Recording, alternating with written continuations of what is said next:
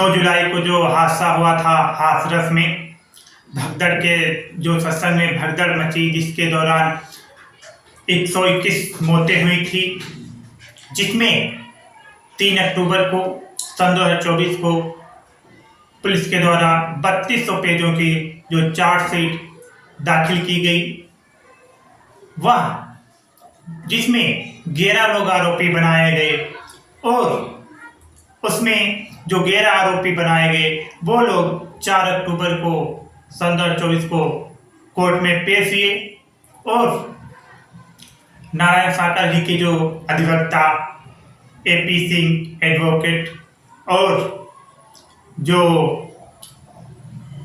नारायण साकर जी की अनुयायी कोर्ट में पहुंचे और उन्होंने प्रेस से जो पत्रकार लोग थे उन लोगों से क्या बताया, आप लोग इस वीडियो के माध्यम से देखिए कि नारायण साकर हरि के बारे में जो कोर्ट में पहुंचे उन लोगों ने क्या बताया। पकड़ा दो ऊपर करो ना, बंदर का पकड़ा दो इनको,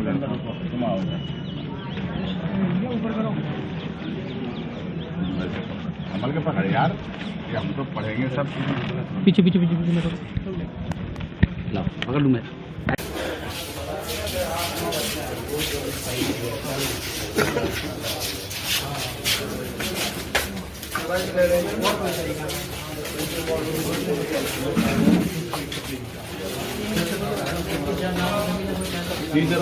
आरोपी तो नहीं बन पाएंगे। कागज ही हटा दो अखबार।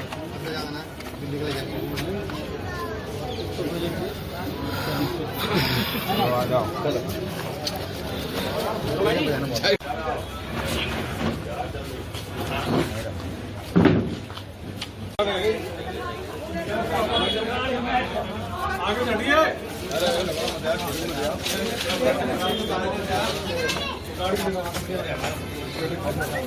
चलो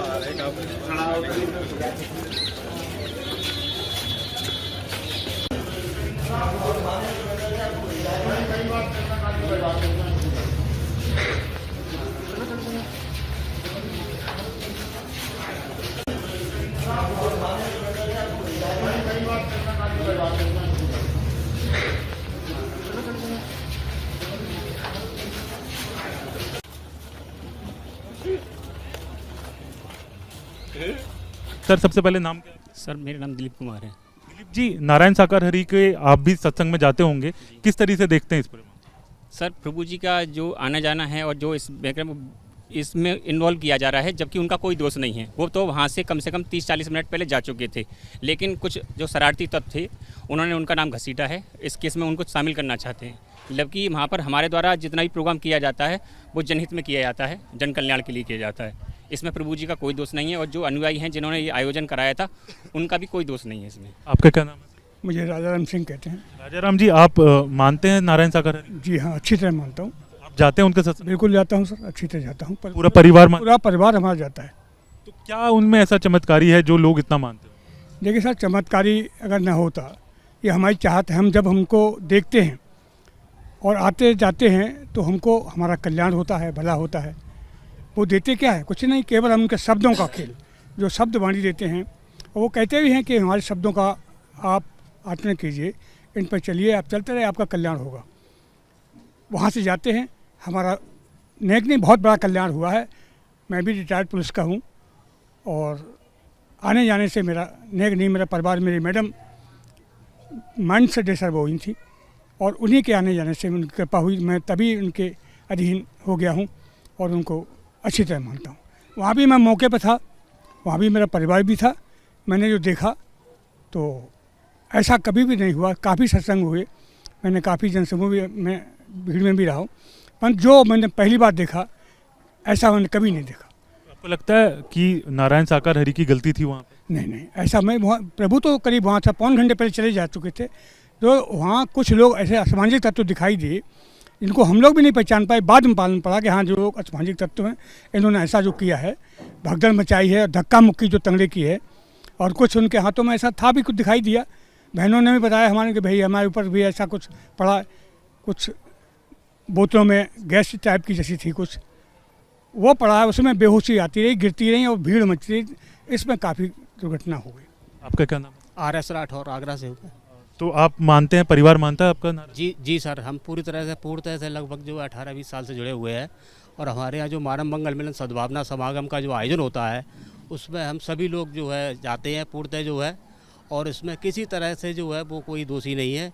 और उनके द्वारा जनहित के जो कार्य चलाए जा रहे हैं, उन जनहित के कार्यों से हम लोगों का पूर्ण रूप से कल्याण हो रहा है और किसी तरह की कोई द्वेष भावना नहीं है। लेकिन वहाँ जो कार्यक्रम में जो द्वेष भावना जो फैलाई गई है और जो फैलाई जा रही है, वो पूर्णतः गलत है और इसके हम किसी भी रूप में पक्ष में नहीं है।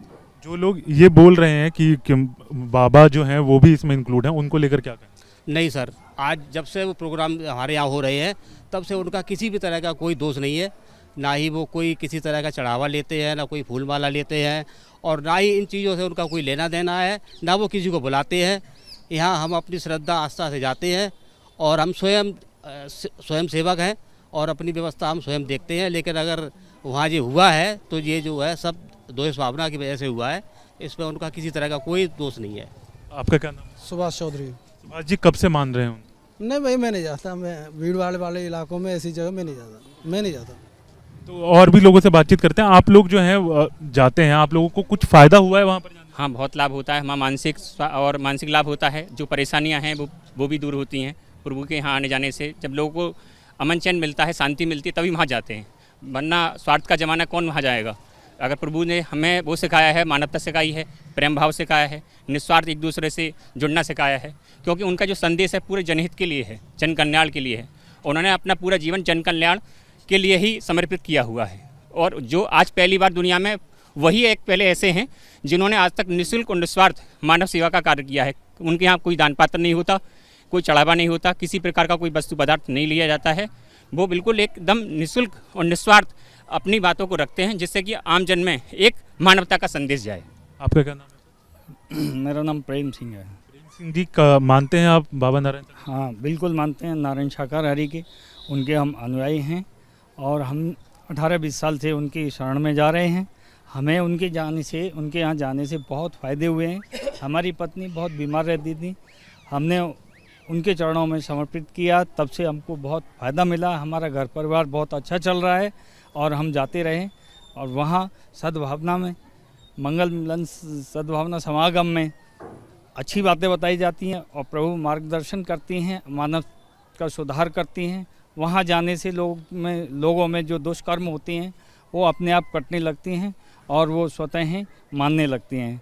तो आपको क्या लगता है कि जो उस दिन हुआ, 2 जुलाई को हुआ, उसमें क्या नारायण शाकाहारी की गलती थी? उसमें उनको आना चाहिए था भक्तों के सामने? नहीं, उनकी कोई गलती नहीं थी। वो सत्य का साथ समापन करने के बाद वो अपने रास्ते से चले गए। उसके आधे पौने घंटे बाद ये घटना होती है। ये घटना भी कोई साजिश के अनुसार रची हुई है, क्योंकि कुछ लोग सामाजिक तत्व जो मतलब हम लोगों से नफरत करते हैं, उन लोगों ने ये साजिश के द्वारा किया हुआ है और इसमें उनके ऊपर आरोप लगे, इसलिए उन्होंने साजिश रची है। क्योंकि हम प्रभु परमात्मा को आगे ना बढ़ने दें, ऐसे करके उन लोगों ने ये साजिश रची है।